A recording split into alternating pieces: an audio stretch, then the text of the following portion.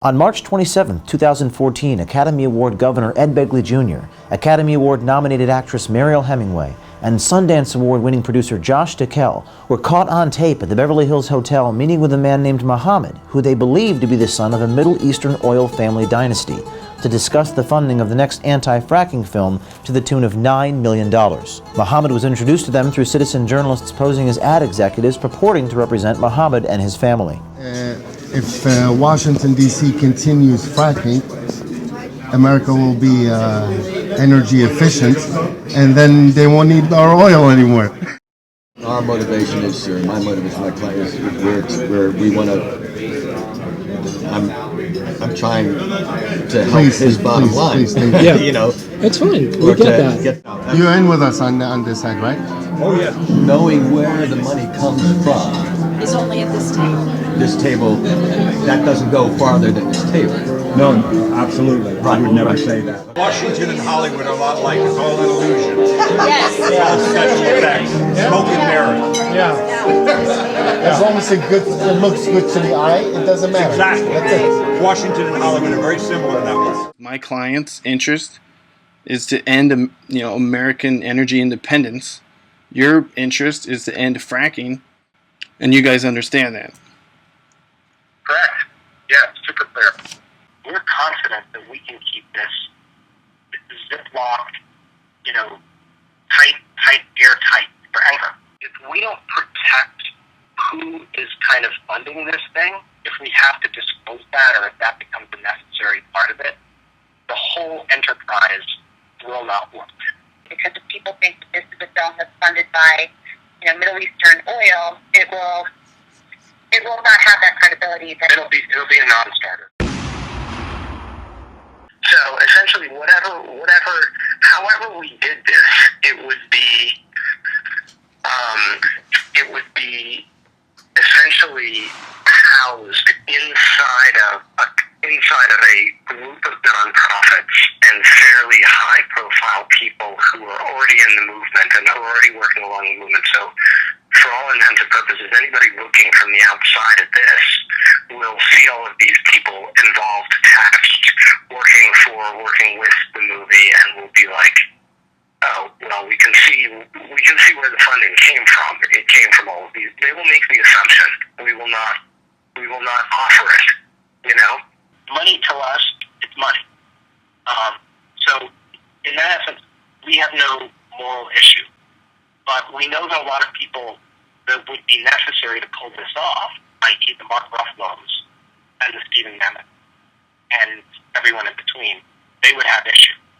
Yeah, and also, here's another way to look at it. Why would we say Mark Ruffalo when we could have an option of Mark Ruffalo or Woody Harrelson? Or, there's a handful of people that we can get involved in this. We work for whoever shows up. Yeah. Great. Great. Well, Stage. I mean, as long as it falls within the parameters of what it is that we're committing to. Yeah, right. Like, we wouldn't make True. a pro-fracking movie if the oil company showed up and asked us. That's true. We wouldn't do that. Sure. No matter how much money But if the oil offer. company showed up and said, will you make an anti-fracking movie? We would say yes. Water. And tea. for all this. Anti-fracking. Tea. Anti-fracking. There we go. Eternally. Nice to meet you. Yes. Pleasure to meet you. Thank you.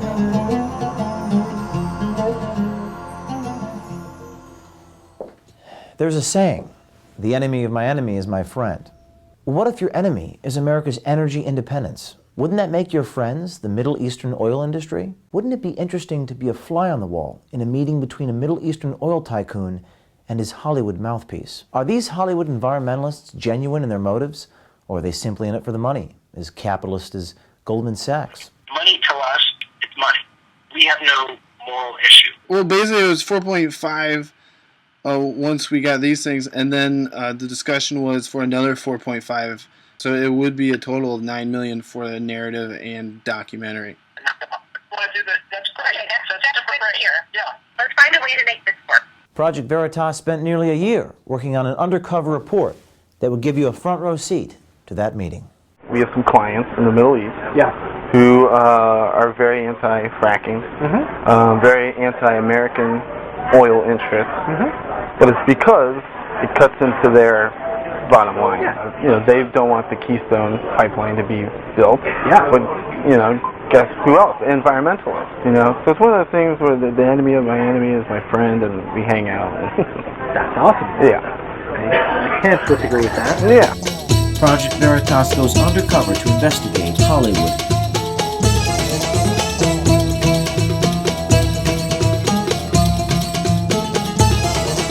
We don't have to be beholden to Middle East oil.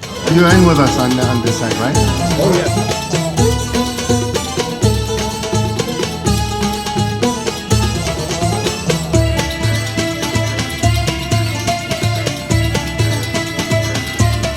Those from oil-rich nations in the Middle East have a vested interest in preventing America's energy independence.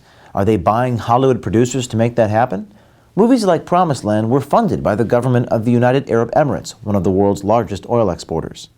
Citizen journalists posing as ad executives reached out to Josh Tickell, the producer of Fuel. The Citizen journalists first met with Josh Tickell at the Beverly Hills Hotel on February 5th, 2014. And what year did you win Sundance again? We won in 2008. There is no other production company in America that has that kind of deep reach into the environmental movement. Gotcha. And I'm not buttering our own toast. We have some clients in the Middle East who are very anti-fracking, very anti-American oil interests, but it's because it cuts into their bottom line. Yeah. That it took like 3 or 4 years just to meet all the various people that had been involved in the movement. Yeah, okay. Right, sure, of course. I mean, yeah, you had multiple, well, you had Willie Nelson, well, he was my favorite. Who else? Sorry, who else did you have? Willie Nelson, Neil Young, Woody Harrelson. That's right, Woody Harrelson was in there, yeah. Yeah, that's great. And we also work with a lot of people that are leading anti-fracking movement in the United States, especially they headed up a lot of the anti-fracking movement in upstate New York. If you look at Gasland, Gasland was really made for TV. It's a handy cam kind of movie. It feels like a YouTube video. Promised Land was trying so hard not to be a message film because it had Imagine Abu Dhabi stamped on the front of the film that everybody's like, okay, we know why you paid for it. You know? Right. It tried so hard to counteract that it had no message. Yeah. Interesting. So rather than putting that front, mention that. Yeah, oh yeah, don't broadcast it, it's just between, And then you can make a gutsy, ballsy, powerful film that Hollywood will respect for actually saying something. Yeah. Then they get behind it. And when asked if environmental partners would be willing to be paid off, which one? Environment California and Code Blue. Would that be something? And the NRDC. Like, they accept donations and things like that? Absolutely. Yeah, well, the money. They would work with us on this film. So we just asked that you honor these materials. Okay. And that you not give them to potential competitors. Sure. You know, we're not going to ask you to sign a non-compete or something like a non-disclosure agreement or anything like that. Like we wouldn't make a pro-fracking movie if the oil company showed up and asked us. That's true. We wouldn't do that. Sure. No matter how much money. But if the oil company showed up and said, "Will you make an anti-fracking movie?" we would say yes.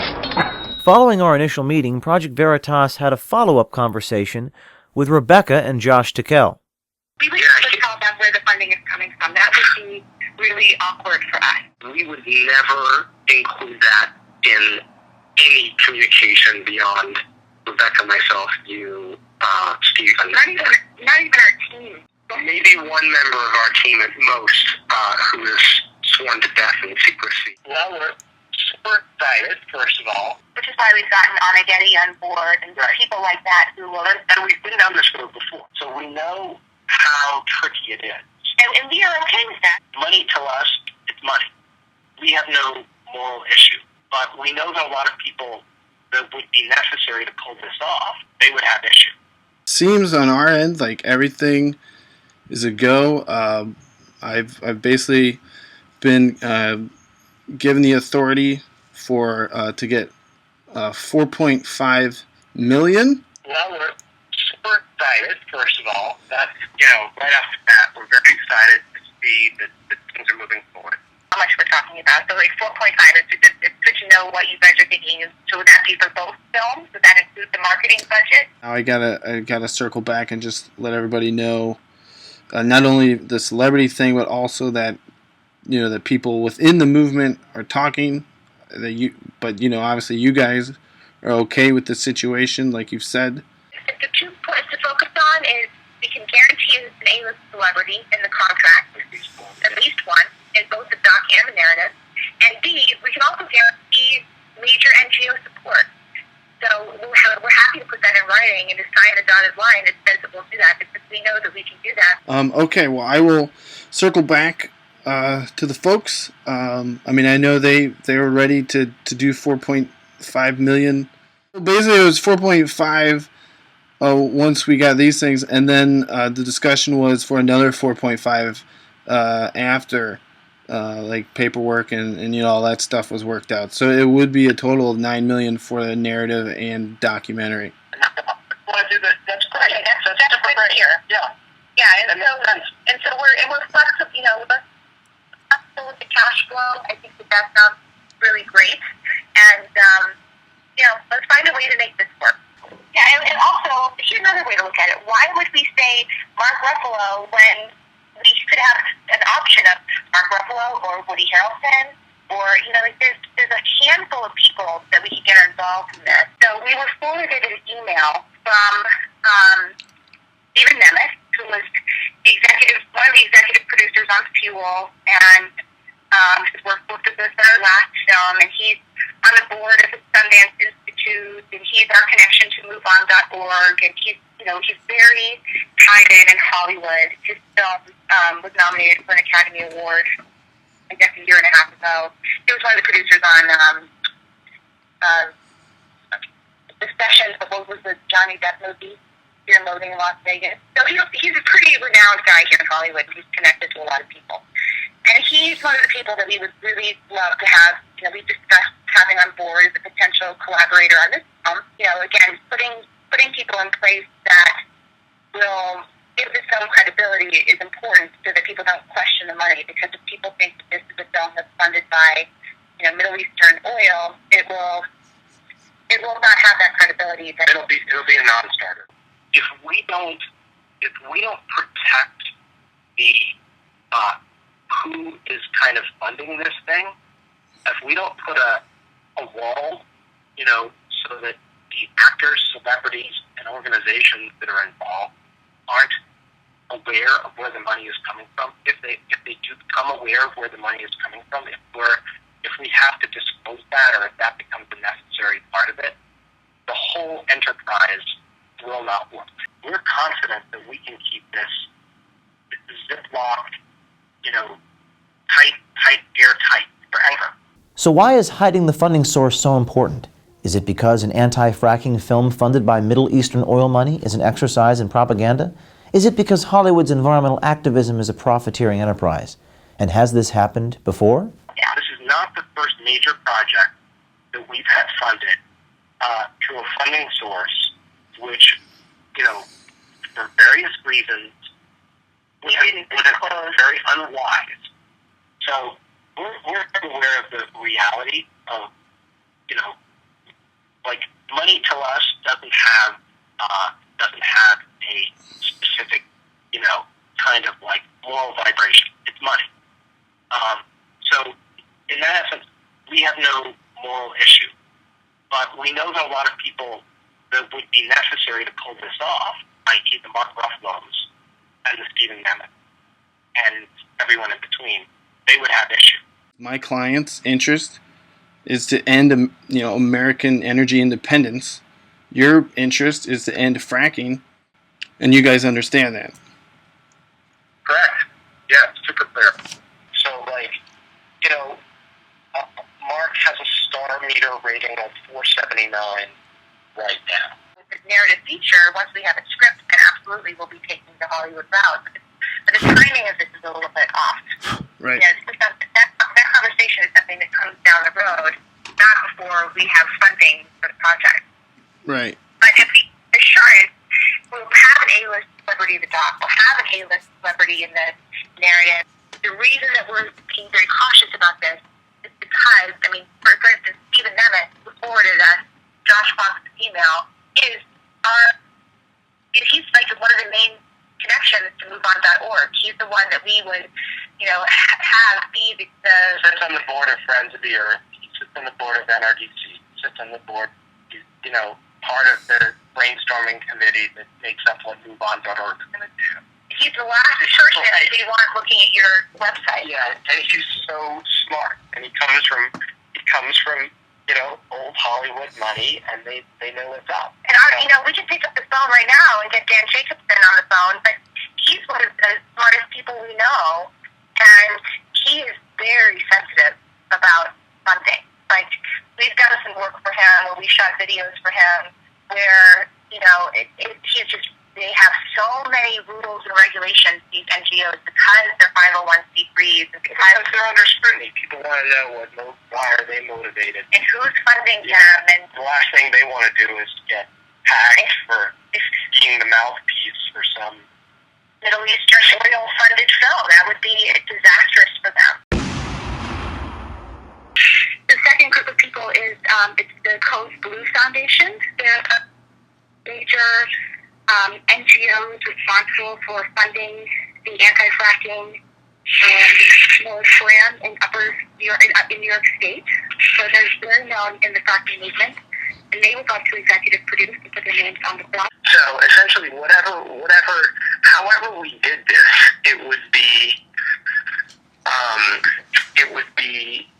essentially housed inside of a group of nonprofits and fairly high-profile people who are already in the movement and who are already working along the movement. So, for all intents and purposes, anybody looking from the outside at this will see all of these people involved, attached, working with the movie, and will be like, oh, well, we can see where the funding came from. It came from all of these. They will make the assumption. We will not offer it. After these calls and the follow-up meeting on March 27th, Josh Tickell was first introduced to Muhammed, the son of the Middle Eastern oil dynasty. Tickell presented his detailed plan to, quote, bring the hammer down and put a nail in the coffin and end fracking in the United States. He was asking for a total of $11.68 million. The plan included celebrities that would vouch for Tickell, including Michelle Rodriguez, Tim Robbins, Ted Danson, Ed Begley Jr., Mariel Hemingway, and Woody Harrelson. Two of these celebrities, Oscars Governor Ed Begley Jr. and Academy Award-nominated actress Mariel Hemingway, agreed to meet with Muhammad. In this meeting, the actors pitched how Muhammad's foreign oil money would influence the election cycle in 2016. Our timeline, what we're heading toward is 2016. Why is 2016 an important year? Because every major political office in this country, somebody will be running for office everywhere across this country. So we're building to this. 2012, 2016, every 4 years. Every 4 years. So we're building to 4 years, but then we're building to a campaign that intersects with the election, where we can say to the elected officials, look, we have these movies, we have this information, this is not a good idea, we need to stop this now. And that forces the elected officials to either be with us or against us. And no one's going to want to be against us because it'll be too big. It'll be too big. It'll be too big. Ed Begley Jr. comments that perhaps Hollywood is not as genuine as it seems. Washington and Hollywood are a lot alike. It's all an illusion. Yes. It's all special effects. Smoke and mirrors. as long as it looks good to the eye, it doesn't matter. Exactly. That's it. Washington and Hollywood are very similar in that way. And then Ed and I have social media platforms that have many different levels of different kinds of people. So then we talk about it, and the friends that we know, and they talk about it. It's all that whole thing. You create a network where change happens because people are talking about it in the space. But you align that space. You create a marketing plan that makes it go viral very, very quickly. I mean, Mariel has 500,000 followers on Twitter, Wow. for example. Our motivation is, or my motivation, my client is, where we want to. I'm trying to help his bottom line. Please, thank you. You know, it's fine. We get that. If Washington D.C. continues fracking, America will be energy efficient, and then they won't need our oil anymore. You're in with us on this side, right? Oh yeah. Knowing where the money comes from. It's only at this table. This table, that doesn't go farther than this table. No, absolutely. I would never say that. Hi, it's Josh Fox calling you back. Hey, yes, this is Brandon. Hi, Josh. How are you? obviously there are projects that we are working on ahead of time, that we're working on now, that do sound like they would be interesting to your client.